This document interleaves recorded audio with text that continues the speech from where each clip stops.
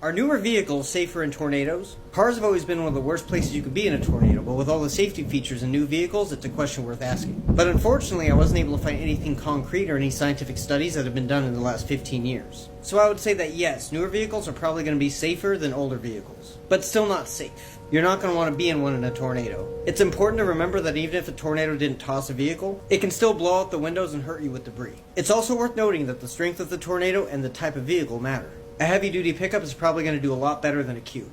I would know. And as always, guys, stay safe and keep chasing.